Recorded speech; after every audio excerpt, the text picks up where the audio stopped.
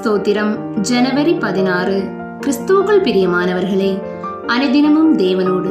இன்றைய தலைப்பு, இன்றே ருசிப்பார். கர்த்தர் நல்லவர் என்பதை ருசித்து பாருங்கள். சங்கீதம் 34:8. சிருஷ்டிகரை அறிய தவறுதல். வாழ்க்கையானது நமக்கு அநேக பாடங்களை கற்று தந்திருக்கும். அவற்றில் பல அனுபவித்து அறிந்து கொண்டவைகளாகவும் சில பார்த்து புரிந்து கொண்டவைகளாகவும் இருக்கலாம்.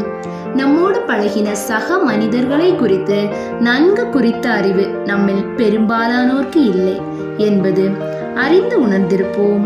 ஆனால் நம்மை சிருஷ்டித்த கர்த்தரே கவலைக்குரிய ஒன்று. நம் வாழ்க்கையை சற்று திரும்பி பார்ப்போமானால் நாம் அநேக நன்மைகளை தேவனுடைய கரத்திலிருந்து பெற்று அனுபவித்திருப்போம். ஆனால் அத்தகைய நன்மைகளை மறந்து என்னுடைய சுய முயற்சியினால் இத்தகைய நிலையை அடைந்தேன் என்பதாக பெருமை பாராட்டி கடந்து சென்றிருப்போம்.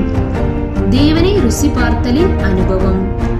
ஆனால் தாவீது ராஜா தன் வாழ்க்கையில் தேவன் செய்த நன்மைகளை அதிகமாய் ருசி பார்த்தார். அதனால்தான் இந்த வேத பகுதியின் மூலம் நாமும் நம் வாழ்க்கையில் தேவனை ருசி பார்த்து அனுபவிக்க அறிவுறுத்துகிறார்.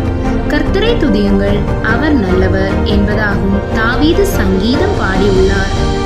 நம் வாழ்வில் நிச்சயமற்றதான தருணங்களிலும் எல்லாராலும் கைவிடப்பட்ட இக்கட்டான சூழ்நிலைகளிலும் மனித உதவி விருதாவாகும் போதும் நமக்கு ஒத்தாசை தப்பாமல் தேவனிடமிருந்து வந்ததை நாம் நினைவு கூற வேண்டும்.